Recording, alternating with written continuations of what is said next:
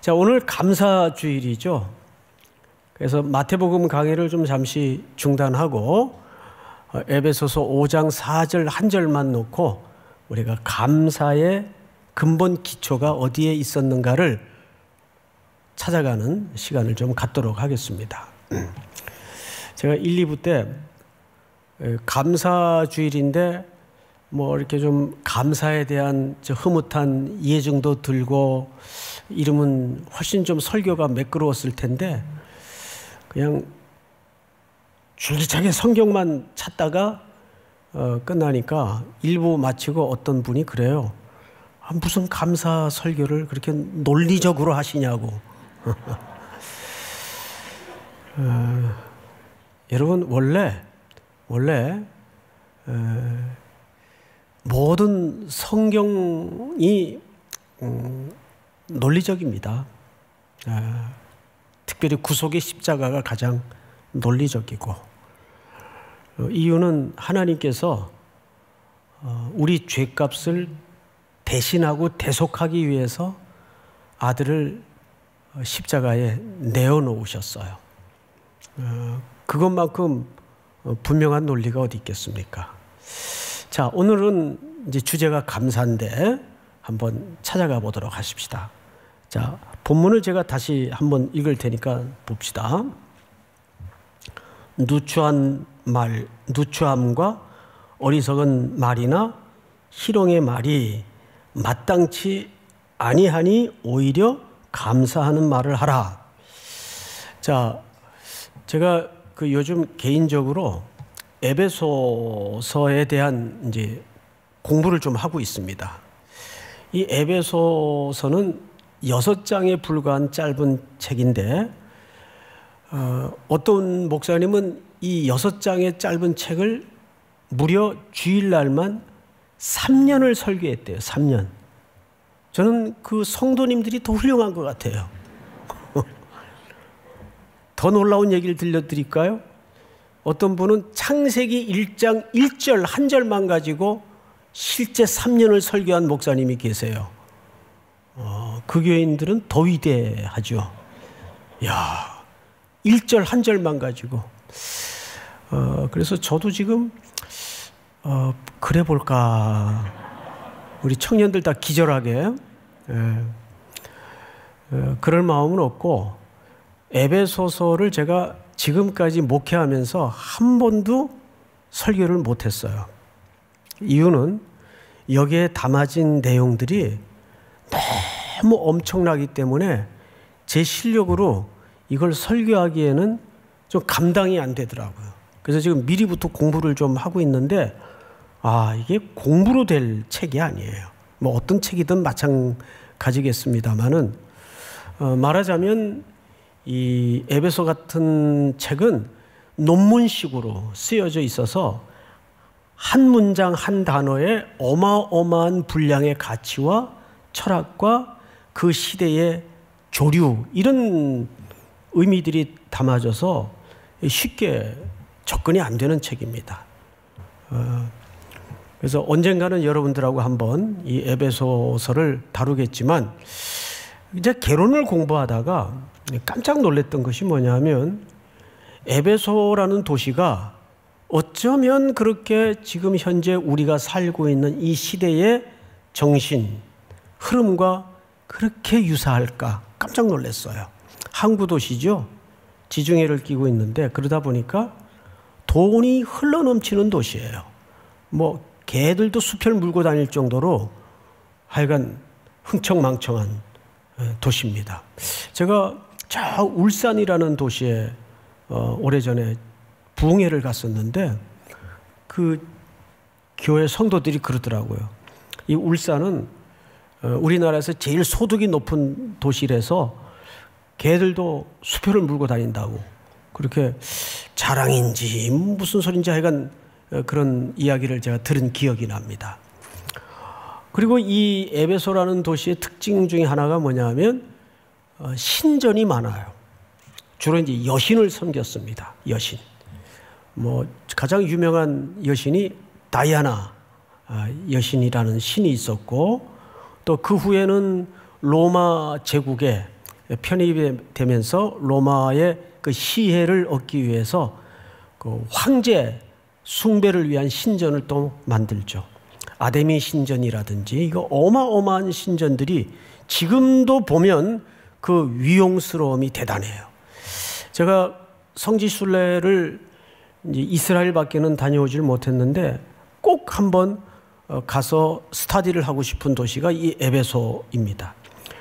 2차, 3차 선교여행 때 바울이 들러서 복음을 떨구었던 지역이기도 하고 또 한 2년 가까이 직접 이곳에 머물러서 성도들을 가르치곤 했죠. 목회를 했었습니다. 그리고 이제 이 에베소는 그 성도들에게 이제 에베소를 떠나 있을 즈음에 어떤 참 아픈 내용들을 접한 후에 편지를 쓴 겁니다. 자, 그런데 편지의 내용이, 자, 예를 하나 들까요? 계시록이라는 책을 보면, 제가 저녁 예배 시간에 계시록 강의를 오랫동안 했던 기억이 납니다. 소아시아 7교회 이야기가 등장을 하죠. 거기에 에베소 교회가 나옵니까? 안 나옵니까? 예, 에베소 교회가 나옵니다. 에베소 교회에 물론 칭찬도 한 부분이 있어요.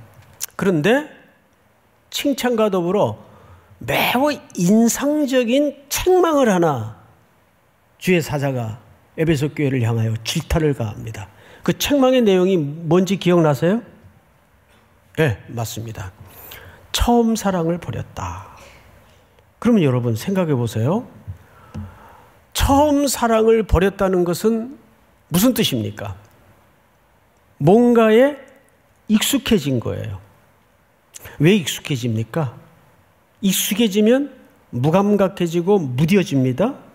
근데 왜 익숙해집니까? 제가 어느 주일인가 한번 오래전에 드린 말씀이 하나 여러분 기억날 겁니다. 제가 미국에 가서 LA 그 남가주 사랑의 교회 이제 노창수 목사님하고 식사를 하는데 하십시오 기도 목사님이 해주십시오. 그래서 제가 이겼어요. 그래서 이제 그분이 식사 기도를 하는데 첫 마디가, 난 식사 기도 하다가 은혜 받은 경우 그때가 처음이었던 것 같아요. 오늘도 주신 음식 당연히 여기지 않게 해주시고, 그 말이 콱 가슴에 박혔어요. 당연히 여기지 않게 해주시고, 그렇구나. 그냥 늘 입으로 들어가는 음식이니까, 내 돈 주고 내가 사는 거니까, 사 먹는 거니까, 이걸 우리는 너무도 당연하다고 생각하지 않았나.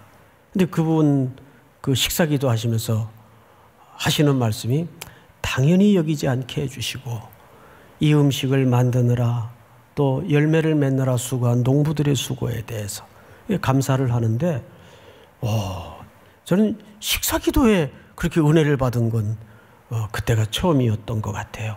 뭐든지 무뎌지는 것은, 익숙해지는 것은 당연히 여겨지면서부터 익숙해지기 시작하는 겁니다.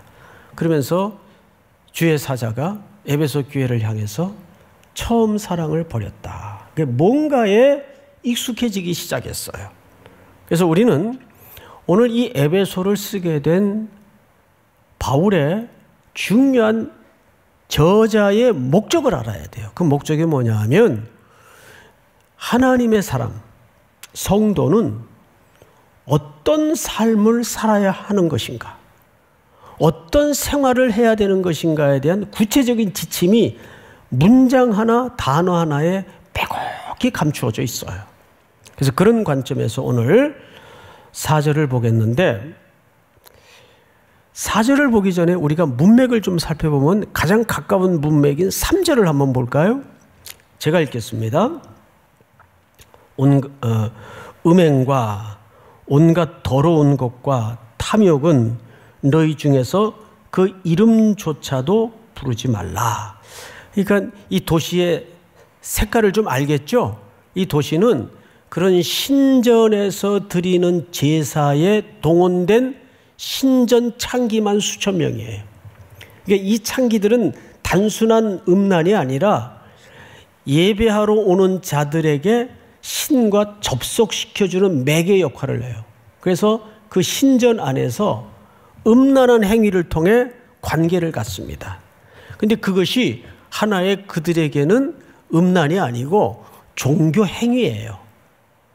그러니까 그것이 점점 인간의 하나님의 형상으로서의 본성을 마비시키고 무뎌지게 만들고 종교 행위라는 이름으로 그 예배자들이, 그러니까 우상을 예배하는 예배자들이 가진 음란한 행위를 통해서 그걸 아무렇지도 않게 생각하는 매우 음란의 대명사가 된 도시가 에베소예요. 그래서 오늘 사도 바울이 3절에 음행과 온갖 더러운 것과 탐욕은 너희 중에서 그 이름조차도 부르지 말라. 여러분, 여기서 이름조차 부르지 말라는 말은 입에 언급도 하지 말라는 말이 아니라 그런 흉내도 내지 말라 그 말이에요. 이거는 우리 그리스도인들의 구체적인 삶에 매우 중요한 실질적인 지침이 돼야 됩니다. 우리 그냥 조크라고 성적인 농담하고 야한 말들 하잖아요. 그거 입에도 담지 말라 그 말이에요. 여러분, 언어라는 것은 왜 중요할까요?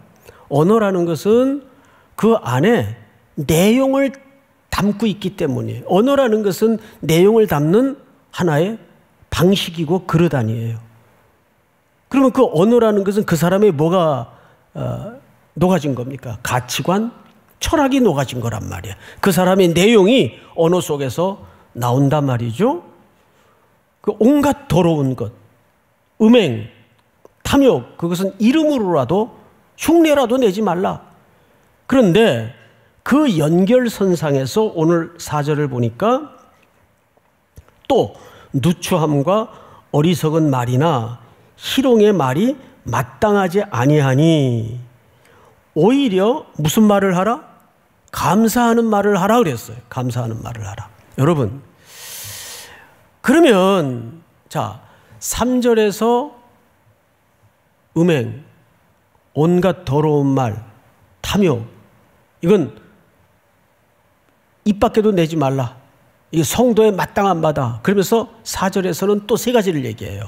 누추한 말, 또 어리석은 말, 희롱의 말, 이거는 따르지 마라. 그러면서 조금 이상한 결말로 끝이 나요. 마땅치 아니하니 오히려 무슨 말을 하라? 감사하는 말을 하라. 여러분, 왜 여기다가 감사하는 말을 하라가 따라 나올까요? 이상하잖아요. 이런 말이 뒤에 후렴처럼 붙어야 자연스러운 거 아니에요? 단정한 말을 해라. 거룩한 말을 해라. 이렇게 하면은 우리가 퍼뜩 이해가 되는데 감사하는 말을 하라? 이게 뭐가 좀 안 맞아요. 생뚱맞아요. 그래서 오늘 설교의 초점이 뭐냐 하면 왜 앞에 음행, 더러운 말, 누추한 말 이런 주제가 등장을 하다가 왜 거룩한 말을 하라, 의로운 말을 하라, 깨끗한 말을 하라 라고 그 디펜스를 제시하지 않고 왜 오히려 감사하는 말을 하라라고 결말을 사도 바울은 맺었을까요? 이제 그 이유를 찾아가는 것이 오늘 감사의 본질에 맞닿는 중요한 설교를 듣는 청중들의 과제입니다. 자, 그 힌트가 뭘까요? 한번 우리 3절에서 그 힌트를 찾았으면 좋겠어요. 3절을 여러분들이 한번 같이 읽도록 하십시다. 시작! 음행과 온갖 더러운 것과 탐욕은 너희 중에서 그 이름조차도 부르지 말라. 이는 성도에게 마땅한 바니라.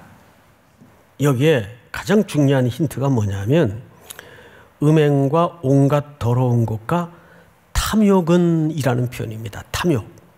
거기에다가 마크를 하세요. 탐욕이라는 단어입니다. 자, 여러분 저를 보세요. 저를 보세요. 탐욕이 뭐죠? 뭐가 탐욕이에요? 우리 그런 표현을 쓰잖아요. 쟤는 식탐이 있어. 쟤는 물욕이 강해. 욕심이 많냐 너는. 근데 그 기준이 뭐예요? 뭐 얼만큼 요구하고 갖고 싶은 게 탐욕이에요? 여러분 그 기준을 혹시 아세요? 이 기준이 분명히 있어요. 나는 그런 기준이 있다는 말 처음 들어봤는데 처음 들으실 거예요. 일단 탐욕의 기준은 하나님이십니다. 무슨 얘기냐면 탐욕의 기준이 하나님인 것이 탐욕의 정의는 이런 뜻입니다. 하나님이 너 요것만 가져, 10만 가져 했는데 12를 원하거나 그 이상을 갖고자 하는 것은 다 탐욕이에요. 이해가 됩니까, 여러분? 다 탐욕이에요. 근데 이 문제는 우리 전 인생에 걸쳐 누누이 발생하는 소스라치게 놀랄 현상들입니다. 탐욕의 기준은 누구라고요? 하나님이에요. 대답을 좀 하세요. 자, 탐욕의 기준은 누구예요? 하나님이에요. 그렇게 말씀을 잘 하시면서. 그러면 탐욕의 기준이 하나님이라면 당연히 탐욕이란 하나님이 주신 것 그 이상을 바라는 모든 열망, 모든 태도, 모든 삶의 방식은 뭐예요? 탐욕이에요. 그런데 이 탐욕이 여기서 끝나는 게 아니란 말이에요. 놀랍게도 우리 에베소서 4장을 한번 볼까요? 4장 17절을 보세요. 17절 제가 좀 읽겠습니다. 그러므로 내가 이것을 말하며 주 안에서 증언하노니 이제부터 너희는 이방인이라는 것은 외국인을 얘기하는 게 아니죠. 하나님 아버지를 아버지로 두지 않은 모든 사람들을 이방인이라고 합니다. 이방인이 그 마음에 허망한 것으로 행함 같이 행하지 말라. 그들의 뭐가 어두워져요? 총명이 어두워지고 그들 가운데 무지함과 그들의 마음이 굳어짐으로 말미암아 하나님의 생명에서 떠나 있도다. 여러분, 탐욕의 특징이 뭐냐 하면 무지해지고 무감각해지는 거예요. 왜? 총명이 어두워지니까. 하나님이 넌 여기까지야 했는데 그 이상을 생각하는 것은 왜 그렇게 된다고요? 총명이 어두워져서 그래요. 그리고 그 결과가 무지해지고 그 결과가 무감각해지는 거예요. 이것이 에베소 도시와 성도들을 변질시키고 있었던 신앙에 보이지 않는 독소였습니다. 사도 바울이 이 글을 쓰는 거예요. 또 조금 더 읽어보십시다. 19절 우리 한번 같이 읽어보십시다. 시작. 그들이 감각 없는 자가 되어 자신을 방탕에 방임하여 모든 더러운 것을 욕심으로 행하되. 자, 보세요. 자신을 감각 없는 자가 되어 자신을 방탕에 뭐 했다고 돼 있어요? 방임하여. 이걸 우리말로 부드럽게 번역을 하자면 방탕에 내어줬다. 방탕에 자기 자신을 드렸다. 이 뜻입니다. 여러분, 어떤 대상에게, 자, 저를 보세요. 어떤 대상에게 자기를 드리는 걸 뭐라 그래요? 그걸 예배라 그래요. 맞아요? 틀려요? 그걸 경배라 그러고 숭배라 그래요. 다시요. 어떤 대상에게 자기 자신을 내어주고 자기 자신을 드리는 걸 숭배한다, 경배한다, 예배한다라고 말하는 거예요. 그래서 이거를 정확하게 골로새서 3장에서 이렇게 설명합니다. 띄워보세요. 그러므로 땅에 있는 지체를 죽이라. 곧 음란과 부정과 사욕과 악한 정욕과 탐심이니. 탐심은 뭐라 정의합니까? 우상숭배예요. 탐심이 놀랍게도 그래서 우상숭배가 되는 거예요. 우상 숭배란 뭐예요? 숭배란 뭐예요? 그걸 갖고 싶고 그걸 사랑하고 그걸 대상하는 거예요. 그걸 열망하는 태도예요. 그거를 우리식 기독교적 표현으로는 예배하는 거예요. 그런데 하나님의 생명에서 무뎌져 있고 총명이 어두워지고 무감각해 있는 생명에서 떠나 있는 사람들은 뭘 숭배해요? 우상을 숭배해요. 하나님이 설정한 범주를 벗어나서 더 무언가를 다른 수단으로 갖고 싶어 하는 거예요. 그게 탐심이죠. 근데 탐심은 뭐라 그래요? 우상숭배니라. 조금 더 우상숭배의 실체를 여러분들에게 밝힐 이유가 있습니다. 시편 115편을 띄워주세요.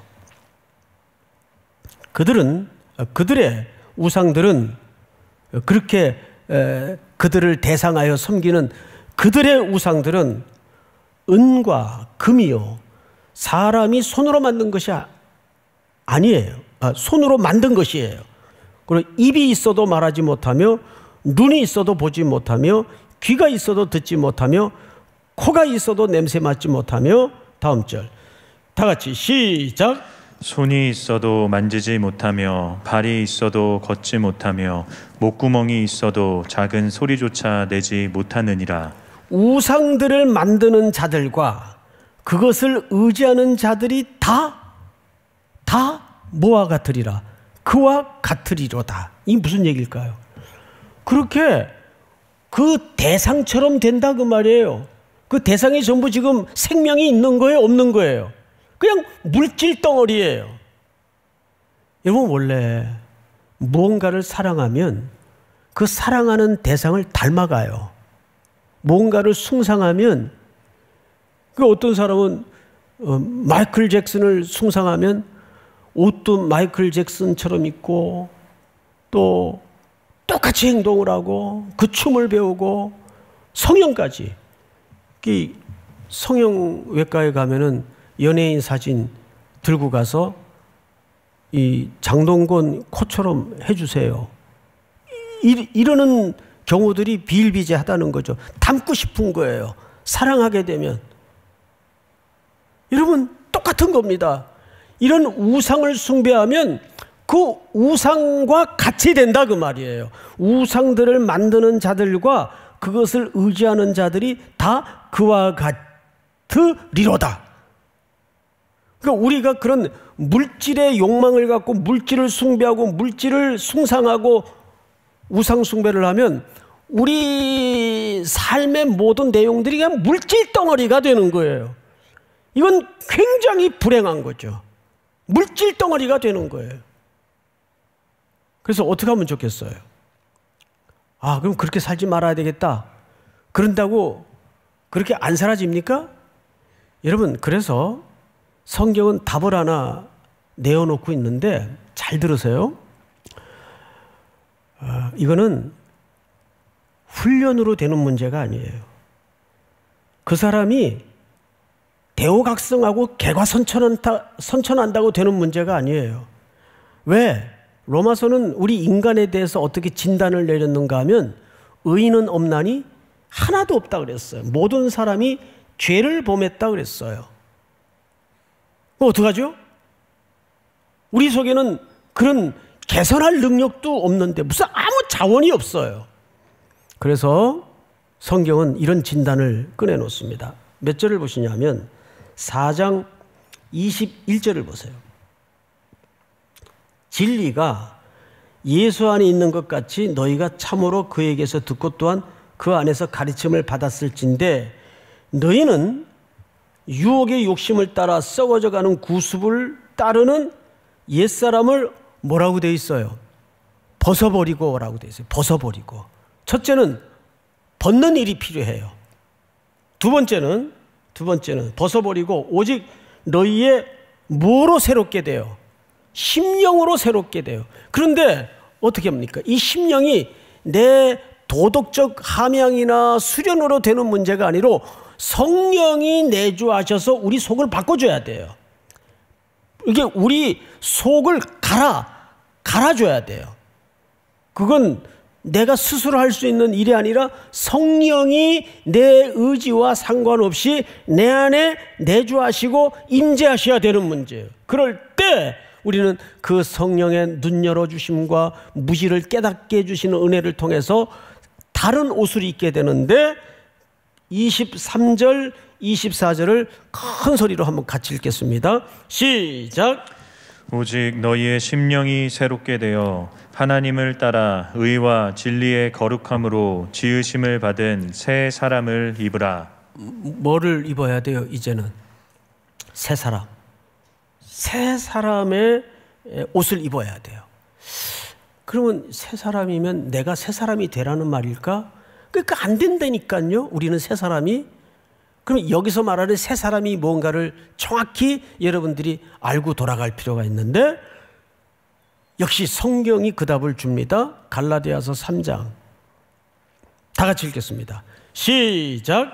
누구든지 그리스도와 합하기 위하여 세례를 받은 자는 그리스도로 옷 입었느니라. 아멘. 새 사람이 새 사람으로 옷을 입는다는 게 누구의 옷을 입는다는 겁니까? 그리스도가 나를 새롭게 만드시는 거예요. 자, 그러면 우리는 수준이 바뀐 겁니까? 신분이 바뀐 겁니까? 신분이 바뀐 거예요. 수준과 신분은 달라요. 그렇죠? 우리는 어느 날 내 의지와 상관없이 수준이 바뀐 사람들이 아니라 신분이 바뀌었어요. 어쨌든 내 수준과 상관없이 우리는 지금 뭐가 됐어요? 그리스도의 보혈의 공로와 그리스도로 옷 입은 은혜로 뭐가 됐어요? 그리스도의 새 사람이 되었어요. 그럼 이젠 무슨 삶의 역할만 우리에게 남겨진 겁니까? 그 신분에 맞는 수준으로 살아야 돼요. 자꾸 몸이 세상을 기억해서는 안 돼요. 그렇죠, 여러분? 근데 우린 자꾸 애굽을 추억하고 애굽을 기억하고 있단 말이에요. 왜? 거기에 삶이 훨씬 편하고 익숙하니까. 고기 냄새도 나고 마늘도 있고 거기가 훨씬 익숙하니까. 그래서 우리는 새 사람을 입으라는 말은 계속 새 사람을 향해서 이제 살아낼 의미가 있는데, 여러분, 방탕에 우리를 방임하다라는 말은 아까 무슨 뜻이라 그랬죠? 들였다, 그 뜻이라 그랬어요. 이게 파라디돔이에요. 파라디돔이. 그러면 우리가 이제 어떻게 사는지를 에베소서 5장에서 이렇게 답을 냅니다. 5장 1절을 돌아보십시다. 5장 1절. 그러므로 사랑을 받는 자녀같이 너희는 하나님을 본받는 자가 되고 그리스도께서 너희를 사랑하신 것 같이 너희도 사랑 가운데 행하라 그랬어요. 행하라. 그리고 그는 왜 우리가 그래야 되냐 하면, 그는 우리를 위하여 자신을 어떻게 했어요? 버리사. 자, 저를 보세요. 예수 그리스도께서는 자신을 어떻게 했다고 되어 있죠? 버렸어요. 여러분, 연보, 헌금을 또 다른 말로는 연보라 그래요. 연보할 때 그 연자가 무슨 연자예요? 버릴 연이에요. 이 표현이 좀 이상하네. 그 연자가 무슨 연자인가 하면 버릴 연이에요. 그러니까 우리에게 최고의 연보로 찾아오신 분이 누구냐면 그리스도세요. 그리스도는 자신을 우리를 위해서 연보하신 분이에요. 이 기초를 잊어버리면 안 돼요. 그런데 그 연보가 1차적으로 우리를 위한 연보가 아니라 성경이 이렇게 정의를 합니다. 자신을 버리사 향기로운 제물과 희생 제물로 하나님께 뭐 하였느니라? 드렸느니라. 여기 드렸느니라가 방탕에 방임하여 파라디도미아 똑같은 단어입니다. 그러니까 예수 그리스도는 자신을 버려 하나님께 뭘 한 겁니까? 경배를 드린 겁니다. 자신을 버려 하나님께 경배를 드림으로 하나님이 하나님의 아드님의 대신 죽으신 대속의 역사를 통해서 누구를 살려낸 거예요? 우리를 살려낸 거예요. 우리에게 새 생명을 주시고 우리를 건져내시고 사망에서 생명으로 옮기신 거예요.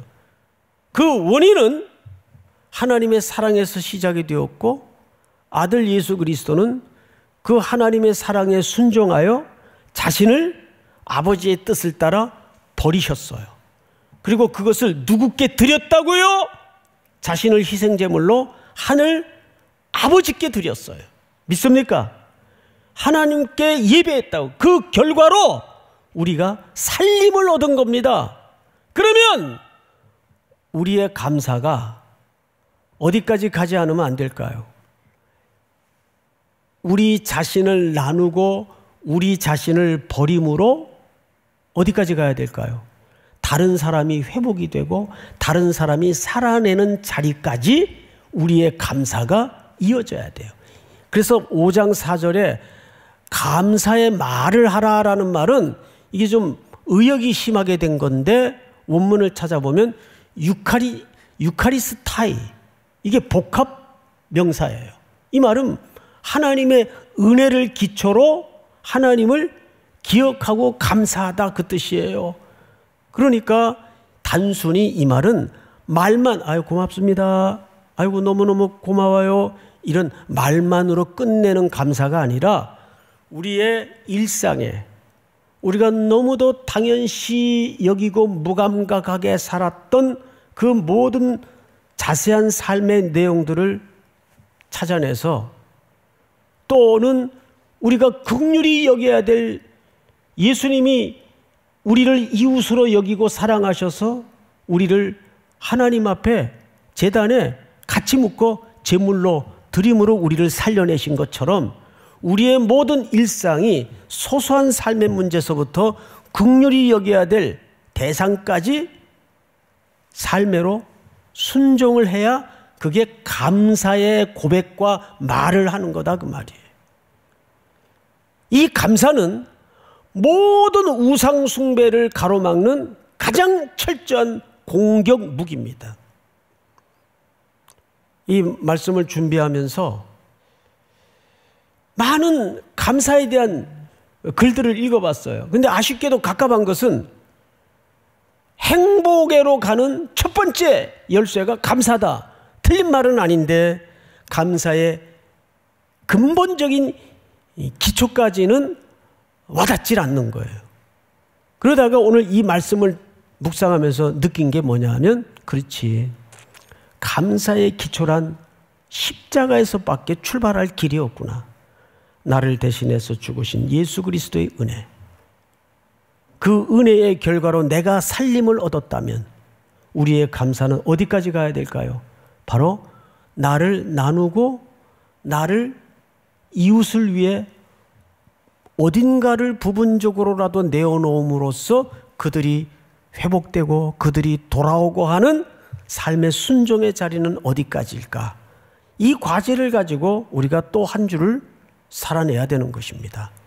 특별히 이 말씀이 또 한 주를 살아낼 여러분들에게 감사의 기초가 되고 평생의 근본적인 순종의 이유가 될 수 있기를 주님의 이름으로 축복합니다.